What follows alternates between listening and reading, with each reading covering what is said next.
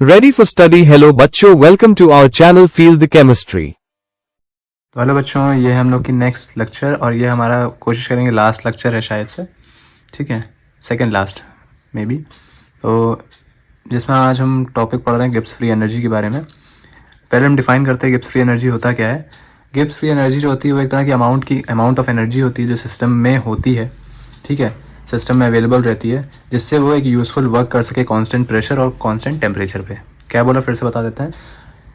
Gibbs free energy जो होती है वो आपकी अमाउंट ऑफ एनर्जी होती है जो आपके सिस्टम में अवेलेबल होती है, जिससे वो एक यूज़फुल वर्क कर सके कांस्टेंट प्रेशर और टेम्परेचर पे, जिसको हम डेल जी से रिप्रेजेंट करते हैं, ठीक है। अब आगे चीज़ें एक बार इससे हम जो लिखी हुई है उससे भी डिफाइन कर लेते हैं।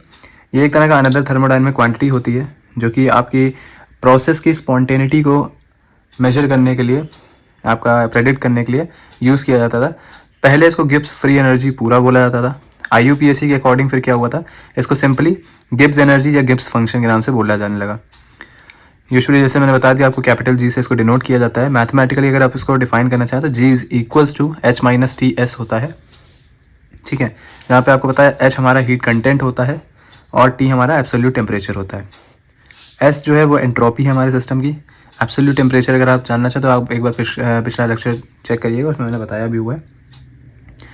तो जैसे कि पहले आइसोथर्मल प्रोसेस के लिए हमारे पास जो टर्म होती थी या हमारे पास जो इक्वेशन बनती थी वो ये थी। इनिशियल स्टेट के लिए हमारा G1 जो होता था वो H1 माइनस TS1 के बराबर होता था। फाइनल स्टेट के लिए आपको पता है कि G1 जहाँ लिखा है वहाँ पे हम 2 कर देते हैं, G2 is equals to H2 minus TS2।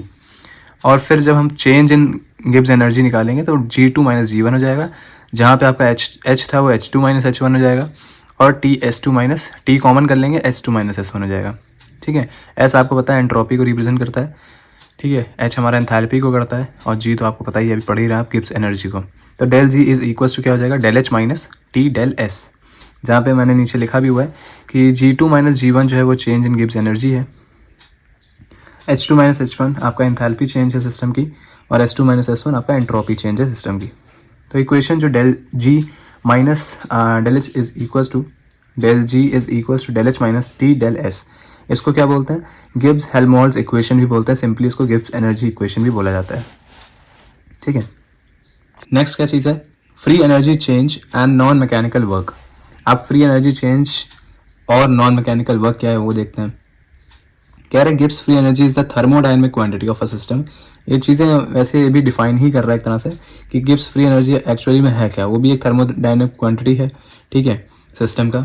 जहाँ पे क्या होता है, the decrease in whose value during a process is equal to the maximum possible useful work that can be obtained from the system. थोड़ा सा ये अगर अच्छी आप किताबें पढ़ें तो उसमें थोड़ा सा टिपिकल लैंग्वेज लिखी होती है। तो इसका कहने का मतलब ये है कि थर्मोडायनामिक क्वांटिटी है पहली बात तो गिब्स फ्री एनर्जी सिस्टम की, जहाँ पे होता क्या है कि जो उसकी वैल्यू आ रही है गिब्स फ्री एनर्जी की, उसमें आप जैसे क्या हो रहा है, डिक्रीमेंट हो रहा है उसमें, मतलब वो वैल्यू डिक्रीज कर रही है।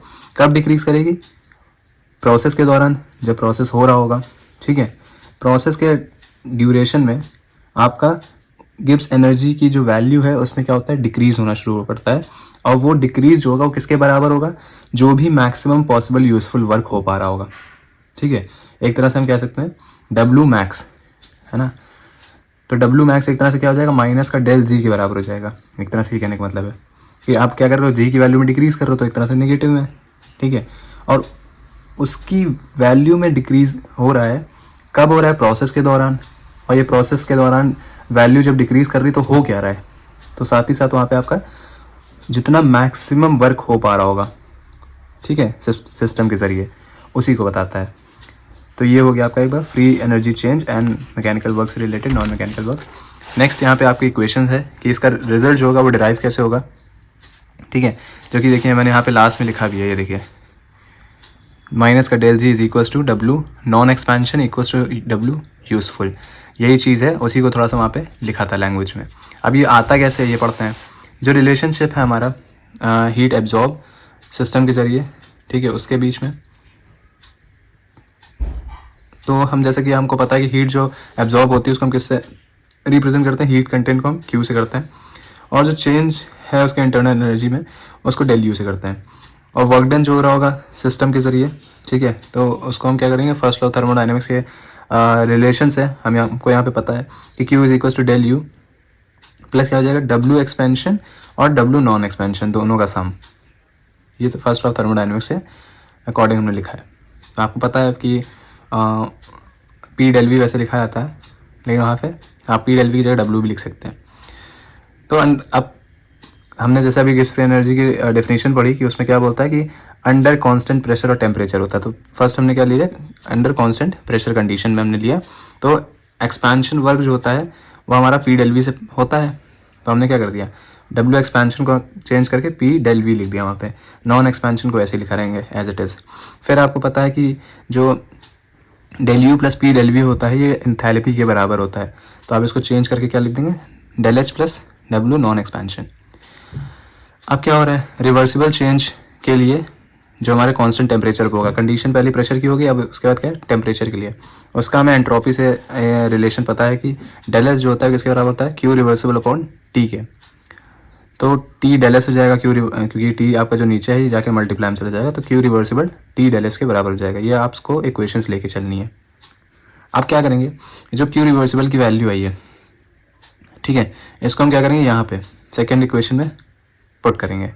तो substituting the value of Q from equation 3 in equation 2 we get, तब हमारा क्या आ जाएगा, ये Q की जगह हम क्या लिखेंगे, T del S equals to del H plus W non expansion.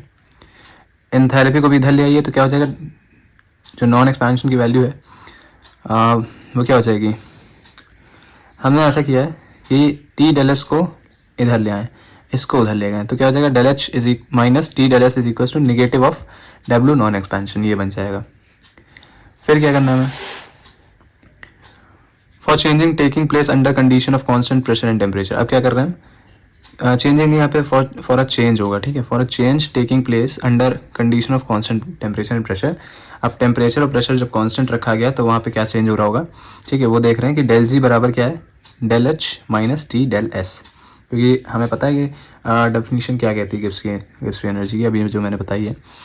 अब जो ये वैल्यू है डेल जी की, ठीक है, इसको इक्वेशन 4 में पुट करेंगे। 4 कौन सी थी, जो लास्ट हमने इक्वेशन पढ़ी, ये वाली, ठीक है, ये वाली, इसमें हम क्या करेंगे, पुट करेंगे। यहाँ पे क्या हो जाएगा, डेल जी हो जाएगा। तो del G is equal to क्या हो जाएगा, माइनस का W नॉन एक्सपेंशन। अब यहाँ पे कह रहा है कि जो फ्री एनर्जी चेंज है उसको हम कैसे ले सकते हैं, मेजर ऑफ वर्क, मतलब एक तरह से वर्क के मेजर में हम उसको डेल जी को ले सकते हैं। मतलब कि जो डेल जी है सिंपली बोलें तो वो हमारे वर्क को मेजर कर सकता है, ठीक है। फॉर मोस्ट चेंजेस, अब कई चेंजेस के लिए क्या होता है, जो वर्क एक्सपेंशन है उसको हम किसी अदर यूज़फुल वर्क में कन्वर्ट नहीं कर सकते हैं। मतलब कुछ चेंजेस ऐसे होते हैं, ठीक है, जिसमें आप वर्क एक्सपेंशन को कन्वर्ट नहीं कर सकते यूज़फुल वर्क में। वही नॉन एक्सपेंशन वर्क जो होता है वो कन्वर्टेबल होता है यूज़फुल वर्क में। तो इन्हीं इक्वेशंस को रीअरेंज करके हम एक और लिख सकते हैं कि डेल जी जो है, माइनस का डेल जी, वो किसके बराबर है, क्योंकि माइनस का हमने एक तरह से इधर भेज दिया बस, तो माइनस का डेल जी जो है वो किसके बराबर है, W नॉन एक्सपेंशन की, जो कि एक तरह से नॉन एक्सपेंशन वाला, हम एक्सपेंशन वाला नहीं ले सकते हैं लेकिन नॉन एक्सपेंशन वाला यूज़फुल वर्क के लिए लिया जा सकता है, तो वही उसके बराबर कर दिया। तो ओवरऑल इससे निकलता क्या है कि डिक्रीज, वही जो पीछे लिखा था वही चीज़ यहाँ पे भी है कि decrease in free energy of the system during any change, मतलब किसी भी चेंज के दौरान हमारे जो डेल जी या जो हमारी फ्री एनर्जी चेंज में, मतलब फ्री एनर्जी की जो सिस्टम की जो फ्री एनर्जी है उसमें जो भी डिक्रीज आएगा, कब, किसी भी चेंज के दौरान, आप कुछ भी चेंज कर रहे हो उस चेंज के दौरान सिस्टम की जो फ्री एनर्जी में क्या आएगा, डिक्रीज होगा या डिक्रीज उसकी वैल्यू होगी, तो डेल जी को मतलब वो क्या हो जाएगा आपका यूज़फुल वर्क के लिए, वो एक तरह से मेजर का काम करेगा, या हम उसको कह सकते हैं नेटवर्क की तरह काम करेगा। बाकी वही चीज़ है, डेफिनेट आपका रिटर्न लिखी हुई चीज़ें। इट में therefore be generalize that free energy G of a system is a major.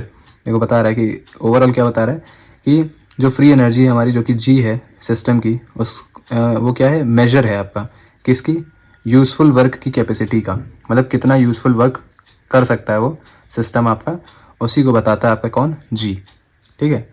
एक तरह से ये आपका एनर्जी का पार्ट है। नेक्स्ट पढ़ते हैं क्या है, ठीक है, सिस्टम के एनर्जी का पार्ट है जो कि आपका फ्री रहता है कन्वर्जन के लिए, मतलब यूज़फुल वर्क के लिए कन्वर्ट होने के लिए फ्री रहती है। कौन, ये एनर्जी की बात कर रहा है, सिस्टम में जो एनर्जी होती है, ठीक है, वो फ्री रहती है कन्वर्जन के लिए, तो उसी को क्या बोलते हैं हम, फ्री एनर्जी बोलते हैं। फिर से एक बार पढ़ लेते हैं क्या बोल रहा है। देखिए यहाँ पे लाइन पढ़ी हमने कि जनरलाइज करें, अगर सब कुछ ओवरऑल जितनी भी इक्वेशंस बनी है, जो भी बातें हमने पढ़ी हैं, उसको जनरलाइज करें तो क्या कह रहा है, जो फ्री एनर्जी है हमारा जी सिस्टम की, वो क्या है, आपके यूज़फुल वर्क की कैपेसिटी का मेजरमेंट है। जी की जो वैल्यू है, या हम कह सकते हैं जो जी है, वो आपके यूज़फुल वर्क की कितनी कैपेसिटी, मतलब कितना यूज़फुल वर्क कर सकते हैं सिस्टम, ठीक है, उसकी कैपेसिटी को बताता है। तो ये क्या है, आपका सिस्टम की एनर्जी का पार्ट है। सिस्टम की मतलब जी को बता रहा है कि जी क्या है, आपका सिस्टम की एनर्जी का पार्ट है, जो कि अवेलेबल रहता है, हम कह सकते हैं फ्री रहता है कन्वर्जन के लिए यूज़फुल वर्क में, ठीक है, इसीलिए इसको फ्री एनर्जी बोला जाता है। जिसकी वैल्यू जो होती है, इतना से आप यहाँ से भी पढ़ सकते हो कि माइनस का del G is equals to W max होता है। यही मेन चीज़ है, ठीक है। अगर वर्क जो है वो इलेक्ट्रिकल वर्क की तरह लिया जा रहा है, मतलब इलेक्ट्रिकल वर्क में अगर आपका वर्क जो है इन्वॉल्व है, ठीक है, तो जैसे कि आपने यहाँ पे हमने एग्जांपल है गैल्वेनिक सेल के केस में, अगर मान के चलिए आपका डेल जी जो है वो इन्वॉल्व है, तो आपको पता है इलेक्ट्रिकल वर्क जो होता है वो किसके बराबर होता है, NFE, ठीक है, जहाँ पे N नंबर ऑफ इलेक्ट्रॉन्स होते हैं, ठीक है, जो सेल रिएक्शन में इन्वॉल्व होते हैं। F आपको पता है फराडे, जिसकी वैल्यू 96500 समथिंग होती है। E आपका क्या होता है, EMF होता है सेल का, ठीक है। तो इसी रिलेशन से क्या होता है, आपको माइनस का डेल जी जो होता है वो वर्क की जगह क्या लिख देते हैं हम, NFE लिख देते हैं, ठीक है। अगर उसका स्टैंडर्डाइज फॉर्म लें, स्टैंडर्ड में आपको पता है, स्टैंडर्ड में हमने पढ़ा है कि सब पे डिग्री लग जाती है, ठीक है। तो ये चीज़ आपके यहाँ पे कवर होती है। नेक्स्ट हम पढ़ते हैं क्या, स्पॉन्टेनिटी के टर्म्स में आपकी फ्री एनर्जी क्या है, फ्री एनर्जी चेंज स्पॉन्टेनिटी के टर्म्स में। इसमें वैसे दो चीज़ें होती हैं, है ना, मैंने देखे शायद से एक लिखी है कि दोनों लिख दिए हैं, हाँ अभी एक है, ठीक है, इसके दो टर्म्स होते हैं, वो हम नेक्स्ट में कवर करेंगे। अभी पहले एक चेंज पढ़ते हैं। कह रहा है कि driving the criteria from entropy consideration, मतलब एंट्रोपी कंसिडरेशन से हम क्या कर रहे हैं, कुछ क्राइटेरिया होते हैं उनको ड्राइव कर रहे हैं। तो हमने जैसे ऑलरेडी एक्सप्लेन कर दिया है कि जो भी टोटल एंट्रोपी चेंज होती है, ठीक है, जब सिस्टम आपका आइसोलेटेड नहीं होता है सराउंडिंग से, तब क्या निकलता है। सिंपल से क्या बोल रहा है कि जब आपका टोटल एंट्रोपी चेंज होता है, ठीक है, सिस्टम जब आपका आइसोलेट नहीं होता है सराउंडिंग से, सिस्टम को जब आइसोलेट नहीं किया जाता है सिस्टम से, तब आपके टोटल एंट्रोपी चेंज क्या होती है, उसको ऑलरेडी एक्सप्लेन किया गया है प्रीवियस लेक्चर्स आप देखेंगे अगर, ठीक है। तो वो दिया कैसे जाता है, हमारा एक इक्वेशन होती है कि del S total is equal to del S system plus del S surrounding. अब हमने यहाँ पे क्या किया, एक प्रोसेस कंसिडर कर लिया है, या हम कह सकते हैं कोई रिएक्शन है, उसको कंसिडर करते हैं, जो कि क्या कर रहा है, कांस्टेंट टेम्परेचर और प्रेशर पे किया जा रहा है। मतलब वो जो हमने रिएक्शन ली है, या जो भी सिस्टम हमने लिया है या प्रोसेस लिया है, उसको हम क्या कर रहे हैं, कांस्टेंट टेम्परेचर और प्रेशर पे कर रहे हैं। मान लीजिए कुछ हीट आपकी सराउंडिंग्स के ज़रिए लॉस हो रही है और सिस्टम के द्वारा गेन हो रही है।